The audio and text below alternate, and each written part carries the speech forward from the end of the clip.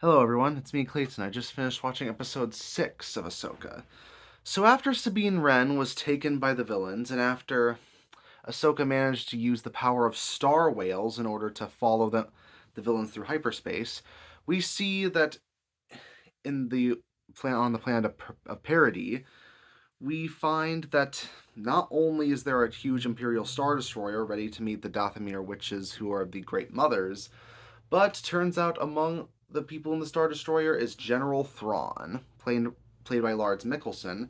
And interesting to note, Lars Mikkelsen is the same man who played Thrawn in the Star Wars Rebels series. So it's a nice bit of continuity to have him also play his live action version. But anyways, after Thrawn meets Sabine and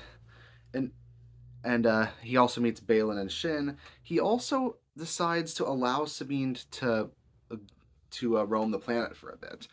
At first, I was wondering why exactly he's doing this, but after I went through the episode, I think I see what Thrawn is trying to go for, especially since he is having Balin and Shin follow her after a little bit of time. Basically, after Sabine takes care of a few bandits, and after she finds these small little aliens under rocks called the Noti, they're actually pretty cute when it comes down to it. She finds that the Noti have been living amongst the protagonist of Star Wars Rebels, Ezra, who has been mentioned several times throughout the series, and is played by Iman Asfandi.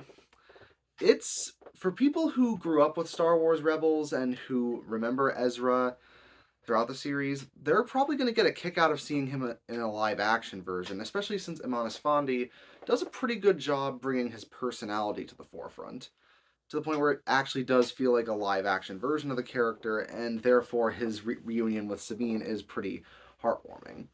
Ahsoka's actual role in the episode really only extends to the first part of it, where we see her in the process of getting to the planet with Huyang, as he manages to pull off a Star Wars Easter egg with telling her a story about something that happened a long time ago in a galaxy far, far away. Apparently, the quote comes from the history of Star Wars itself when it comes to to books that he read to Ahsoka when she was younger. So that's another clever little Easter egg to throw to a long time series tradition. But on top of that, I really liked seeing some more things about the Dathomir Witches. The fact there are great mothers, the fact that Dathomir used to have an entire kingdom on another planet that before everything went astray. Especially considering my knowledge of the Dathomir Witches extends only to stuff we heard in the animated Star Wars shows previously, and the stuff I heard from the Star Wars Jedi games, both Fallen Order and Jedi Survivor, where one of the Dathomir Witches happens to be a companion to Cal Kestis. So I didn't know a whole lot about the Dathomir Witches' history other than the stuff that occurred in those games, so learning more about that is pretty cool. On top of that, I like how they're developing Balin Skull's issues with the Jedi when it comes to the cycles that have been perpetuated by them and all the stuff he believes regarding them being false idols.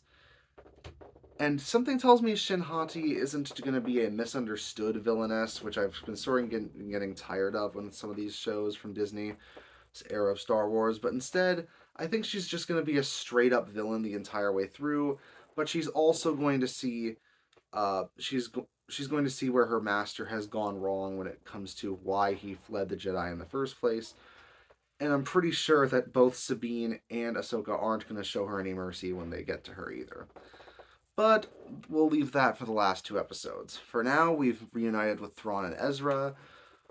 Ahsoka is on her way to save her young apprentice, and hopefully we have a big reunion before we have a big battle to decide the end of the series. See ya next week.